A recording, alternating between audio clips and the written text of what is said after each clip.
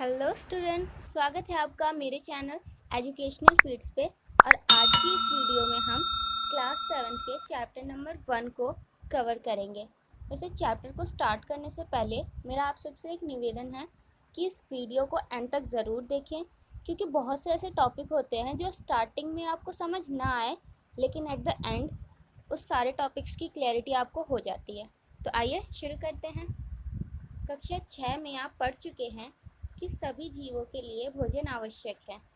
आप यह भी पढ़ चुके हैं कि कार्बोहाइड्रेट, प्रोटीन, वसा, विटामिन एवं खनिज भोजन के घटक हैं। भोजन के ये घटक हमारे शरीर के लिए आवश्यक है तथा इन्हें पोषक कहते हैं। यानी कि जितने भी ये घटक होते हैं, ये सारे के सारे ही हमारी बॉडी के लिए ज़रूरी होते हैं और इन्हें ही पोषक कहते हैं। ये इम्पॉर्टेंट है, आप इसे अपनी एनसीईआरटी में मार्क कर लें। सभी जीवों को भोजन की आवश्यकता होती है। पौधे स्वयं के लिए भोजन बना सकते हैं, परंतु मानव सहित कोई भी प्राणी अपना भोजन स्वयं नहीं बना सकते। वे पादपों अथवा पादपों का आहार ग्रहण करने वाले जंतुओं से अपना भोजन प्राप्त करते हैं। अतः मानव तथा अन्य प्राणी प्रत्यक्ष अथवा परोक्ष रूप से पादपों पर निर्भर करते हैं। यानी कि भोजन बनाने का काम सिर्फ पौधे ही कर पाते हैं, जो कि अपना खाना खुद बना लेते हैं, लेकिन मानव ऐसा कोई भी काम नहीं कर पाते। वे पादपों पे ही या फिर पादपों से मिलने वाले आहार पर ही निर्भर रहते हैं। यानी कि वो प्रत्यक्ष यानी कि डायरेक्ट, परोक्ष यानी कि इनडायरेक्टली पादपों पर ही निर्भर करते हैं अपने खाने के लिए। पादपों में पोषण की विधि, यानी कि पादप अपना पोषण किस किस तरीके से करते हैं, वो सारी विधियों के बारे में हम पढ़ेंगे। केवल पादप ही ऐसे जीव हैं जो जल, कार्बन डाइऑक्साइड एवं खनिज की सहायता से अपना भोजन बना सकते हैं। ये सभी पदार्थ उनके परिवेश में उपलब्ध होते हैं। पोषक पदार्थ सजीवों की शारीरिक संरचना, वृद्धि तथा क्षतिग्रस्त भागों के रखरखाव के लिए समर्थ बनाती हैं तथा विभिन्न जैव प्रक्रमों के लिए आवश्यक ऊर्जा भी प्रदान करती है। यहाँ पे ये बताया गया है कि जो पादप होते हैं, उन्हें सिर्फ कच्ची सामग्री के तौर पे जल, कार्बन डाइऑक्साइड और खनिज ही चाहिए होता है अपना खाना बनाने के लिए, और ये सभी उन्हें अपने परिवेश यानी कि आसपास के इलाकों से मिल जाता है। और पोषक पदार्थों की ज़रूरत हमें क्यों होती है? हमारी वृद्धि के लिए, हमारे क्षतिग्रस्त भाग यानी कि अगर हमें कहीं चोट लग जाए तो उसके रखरखाव के लिए, और विभिन्न जैव प्रक्रम यानी कि डेली के वर्क करने के लिए हमें ऊर्जा चाहिए होती है, और जो कि हमें पोषक पदार्थों से मिलती है। सजीवों द्वारा भोजन ग्रहण करने एवं उसके उपयोग की विधि को पोषण कहते हैं। ये इम्पॉर्टेंट है, आप इसे मार्क कर लें अपनी एनसीईआरटी में कि सजीव जिस तरीके से अपना भोजन ग्रहण करते हैं और उसका किस तरीके से उपयोग करते हैं, ये सारी विधि पोषण कहलाती है। पोषण की वह विधि जिसमें जीव अपना भोजन स्वयं संश्लेषित करता है, स्वपोषण कहलाता है। ये भी इम्पॉर्टेंट है कि जिसमें कोई भी जीव अपना भोजन खुद से बनाता है, वो स्वयं पोषण कहलाता है। जैसे कि पौधे अपना भोजन खुद से बनाते हैं। जंतु एवं अधिकतर अन्य जीव पादपों द्वारा संश्लेषित भोजन ग्रहण करते हैं और उन्हें विषमपोषी कहते हैं। और जंतु वगैरह ये अपना खाना तो खुद बनाते नहीं, ये पादपों पर ही डिपेंड रहते हैं, इसलिए ये विषमपोषी कहलाते हैं। इंपॉर्टेंट है, मार्क कर लें। प्रकाश संश्लेषण, पादपों में खाद्य संश्लेषण का प्रक्रम, यानी कि जो प्रोसेस होता है पादपों में खाना बनने का, उसके बारे में पढ़ेंगे, जिसे कि हम प्रकाश संश्लेषण कहते हैं। पत्तियां पादप की खाद्य फैक्ट्रियां होती हैं, अतः सभी कच्चे पदार्थ पत्तियों तक पहुंचाने चाहिए। मृदा में उपस्थित जल एवं खनिज जड़ द्वारा अवशोषित किए जाते हैं और पत्तियों तक पहुंचाए जाते हैं। यानी कि पत्तियां जो होती हैं वो पूरे प्लांट के लिए किचन होती है। और अब हमारे ही घर में अगर खाना बनता है तो सारा का सारा कच्चा सामान यानी कि आटा, चावल, ये सब किचन में रहता है। सेम वही प्रोसेस प्लांट के अंदर भी होता है कि जितनी भी कच्ची सामग्रियाँ चाहिए होती है, वो सारी चीज़ें पत्तियों तक आना ज़रूरी होता है। और वो सारे चीज़ जल और खनिज ये जड़ द्वारा अवशोषित कर लिए जाते हैं और पत्तियों तक पहुंचाए जाते हैं। पत्ती की सतह पर उपस्थित सूक्ष्म रंध्रों द्वारा वायु में उपस्थित कार्बन डाइऑक्साइड प्रवेश कर जाती है। यानी कि प्लांट्स को खाना बनाने के लिए जितनी भी चीज़ें चाहिए होती थी, जड़ से तो उन्हें जल और खनिज मिल गया और वो पत्तियों तक पहुंच गया, और पत्तियों से उन्हें कार्बन डाइऑक्साइड मिल जाता है, क्योंकि पत्तियों के नीचे वाली सतह पे सूक्ष्म छिद्र होते हैं, यानी कि छोटे छोटे छेद होते हैं जिन्हें कि हम रंध्र कहते हैं। यह रंध्र द्वार कोशिकाओं द्वारा घिरे होते हैं, ऐसे छिद्रों को रंध्र कहते हैं। और ये जो रंध्र होते हैं ये द्वार कोशिकाएं, यानी कि कुछ इस तरीके की होते हैं ये छेद, और ये ऐसे द्वार कोशिकाओं द्वारा घिरे होते हैं। जल एवं खनिज वाहिकाओं द्वारा पत्तियों तक पहुंचाए जाते हैं। वाहिकाएं मतलब पाइप की तरह होती हैं जो प्लांट के अंदर ही रहती है और जो खनिज और जल को पत्तियों तक पहुंचाने का काम करती हैं। ये वाहिकाएं नली के समान होती हैं तथा जड़, तना और शाखाओं एवं पत्तियों तक फैली होती हैं। पोषक को पत्तियों तक पहुंचाने के लिए ये वाहिका एक सतत मार्ग बनाती है। सतत का मतलब है कंटिन्यूअस, यानी कि कहीं से ये टूटा फूटा नहीं रहता, ये पूरा का पूरा पोषण पहुंचाने में बहुत हेल्प करता है। पादपों में पदार्थों के परिवहन के विषय में आप अध्याय 11 में पढ़ेंगे। अब यहाँ बॉक्स में कोशिकाओं के बारे में कुछ दिया हुआ है। आपने देखा है कि इमारतें ईंटों से बनती है, इसी प्रकार सजीवों का शरीर सूक्ष्म इकाइयों से बना होता है। सूक्ष्म इकाइयाँ मतलब बहुत छोटी छोटी इकाइयों से बना होता है जो कोशिका कहलाती हैं। कोशिकाओं को सूक्ष्मदर्शी द्वारा देखा जा सकता है।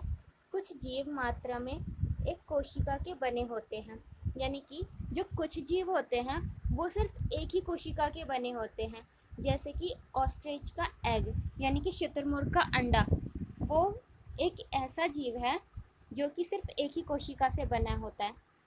कोशिका एक पतली बाह्य संरचना द्वारा घिरी होती है जिसे कोशिका झिल्ली कहते हैं। इसमें केंद्र में स्थित एक सुस्पष्ट संरचना भी होती है जो केंद्रक कहलाती है। केंद्रक के चारों ओर जली के समान एक पदार्थ से घिरा होता है जिसे कि कोशिका द्रव्य कहते हैं। और ये रहा कोशिका का चित्र, ये रही एक कोशिका, और ये एक कोशिका के अंदर एक केंद्रक, केंद्रक के आसपास एक जेली के जैसा पदार्थ जिसे कि कोशिका द्रव्य कहते हैं। और कोशिका द्रव्य एक बहुत पतली झिल्ली से घिरा हुआ है, जहाँ काली काली संरचनाओं में हम देख सकते हैं, जिसे कि कोशिका झिल्ली कहते हैं।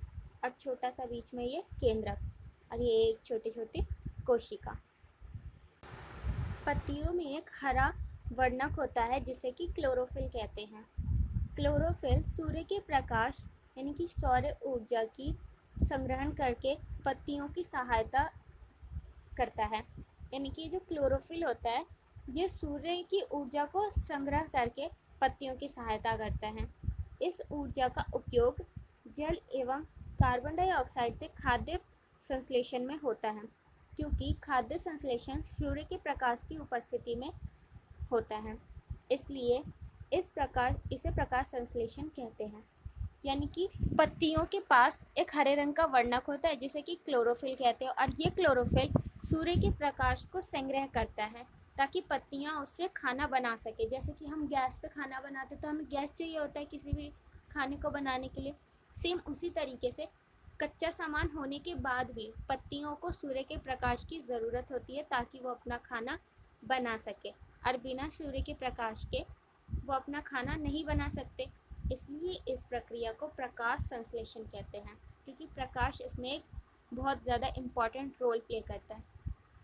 अतः हमने देखा है कि क्लोरोफिल, सूर्य का प्रकाश, कार्बन डाइऑक्साइड, ये सभी बहुत ही ज़्यादा ज़रूरी चीज़ें होती है प्रकाश संश्लेषण के लिए।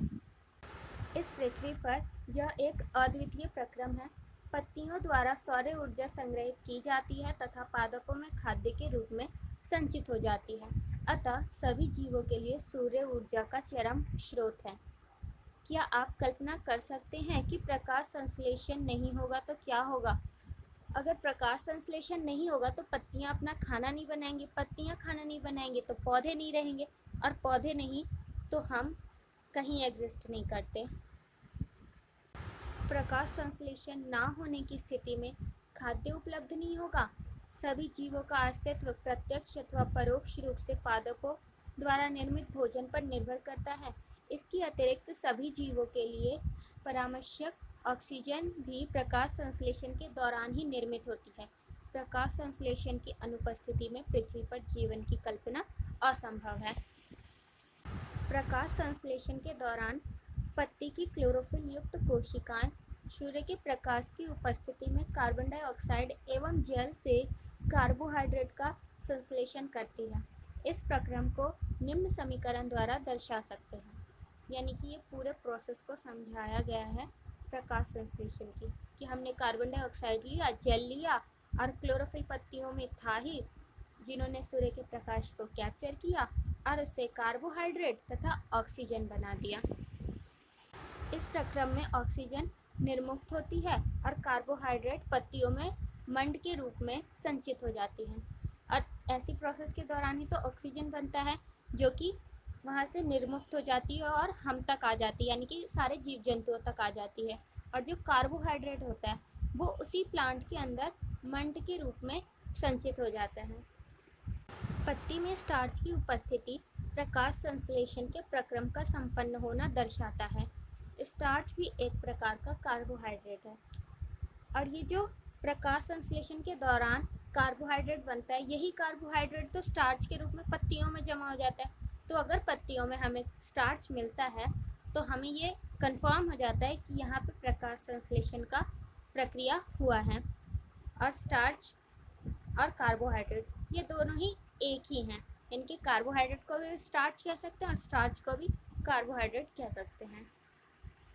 पत्तियों के अतिरिक्त पादपों के दूसरे हरे भाग जैसे कि हरे तने, हरी शाखाओं में भी प्रकाश संश्लेषण होता है। मरुस्थलीय पादपों में वाष्पोत्सर्जन द्वारा जल क्षय को कम करने के लिए पत्तियां शल्क अथवा शूल रूपी हो जाती हैं। इन पादपों के तने हरे होते हैं जो प्रकाश संश्लेषण का कार्य करते हैं।